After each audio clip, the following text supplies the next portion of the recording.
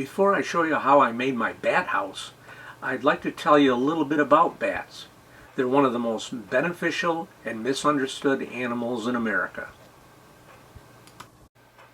Let's talk about things that are just not true about bats. Bats do not get stuck in your hair. Although bats may occasionally fly very close to someone's face while catching insects, they do not get stuck in people's hair. That's because the bat's ability to echolocate is so acute that it can avoid obstacles no wider than a piece of thread. Bats do not suck your blood. Well, at least the ones in the United States don't feed on blood. The famous vampire bats are found in Mexico, Central, and South America. They have been made into the stuff of science fiction by the movie industry. Bats are not blind. Although they can't see colors, bats can see better than we do at night, and many bats can also see in the dark by using echolocation. Bats are not rabid, not even close. Bats, like other mammals, can be infected with the rabies virus, and some of them are, but the vast majority of bats are not infected. However, a bat that can be easily approached by humans is likely to be sick and may bite if handled. Simply do not touch or handle a bat or any other wild animal, and there is little chance of being bitten. Teach children never to handle any wild animal. Now here are the facts about bats. Bats, like humans, are mammals, having hair and giving birth to living young and feeding them on milk from mammary glands. Bats are the only true flying mammals. Bats primarily are nocturnal, although many fly early in the evening, sometimes before sunset. Occasionally, especially on warm winter days, they are observed flying during daylight hours. Insect-eating bats may either capture flying insects in their mouths or scoop them into their tail or wing membranes. They then reach down and take the insect into their mouth. This results in the erratic flight that most people are familiar with when they observe bats flying around in late evening or around lights at night.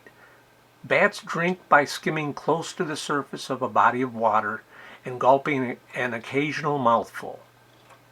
Because insects are not available as food during winter, temperate zone bats survive by either migrating to warmer regions where insects are available or by hibernating. Now here's the part I like. One bat can eat between 600 and 1,000 mosquitoes and other insect pests in just 1 hour. So let's make a bat house. I found the instructions for this bat house online and I decided to make one. Bats used to live in my barn, so I thought, well, why not build them their own house? So I found this piece of plywood and I cut it in half. It's 13 inches wide and 27 inches long. Then I cut a couple side pieces for the house that are 2 1/4 inches wide.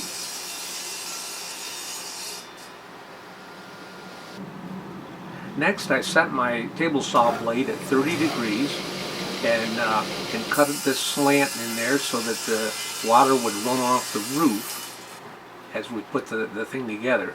So that's what it's going to look like after we put the sides in there. Now we'll set our miter saw at 30 degrees and cut that same angle in the side pieces so it'll match up with the front and back. And of course that's for the roof, so the water will drain off the roof. So now we have to cut off the front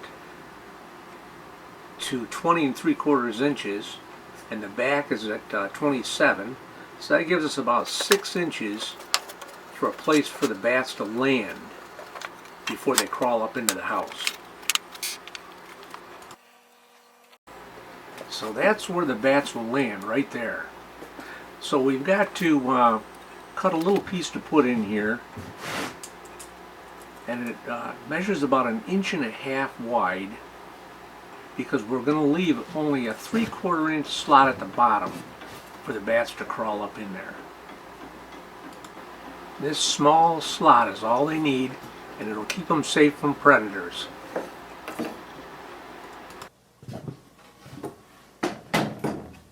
Now we're going to put this little ceiling inside the bat house so that it keeps the bats warm in there. They like to be warm. And in the front, I'm going to cut a little 1/4 inch slot.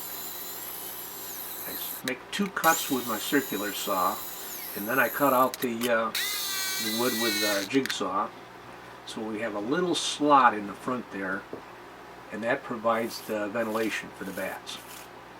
Now the plywood is too smooth for the bats to hang on to, so we're going to cut a whole bunch of slots in there with a circular saw. So I'm just drawing some lines on the plywood about 1/2 inch apart, and I'll cut all those out so that there's little grooves in the plywood that the bat can grab onto when it crawls up in there. You can also use a piece of mesh, in the plastic mesh. But I decided I didn't have any of that, so I decided I'd just cut these grooves in there. Oops, now you have to cut those grooves down the entire bottom board piece so the bats can grab hold. So before I glued it up here, I went ahead and cut the rest of those slots in there, all the way to the bottom of that bottom board and the inside of the top board. Now I glue it together and nail it up. Alright, so here's that piece, the ceiling piece. I'm going to glue that thing in there and nail it in. And I read in the instructions that some people take caulk and they caulk it all up so it's completely airtight in there. I think my glue will provide enough airtight for this box. So here we go, we're going to put that front in, clamping it down there just temporarily while I nail it. And that's where the bats are going to crawl up in there, up into that house. So that's what it looks like when it's all done. And you can see down at the bottom, I've cut those grooves in there, so when the bats come and land, they can grab onto those grooves and crawl up in there. Say this bat house here can hold about 25 bats. I'm going to stick it on a pole about 15-20 feet up in the air. We'll see what happens. They say that the bats will migrate back to this area sometime in March. And so I got the box all ready. I'll get it on the pole and get it mounted so it's ready for when they come back.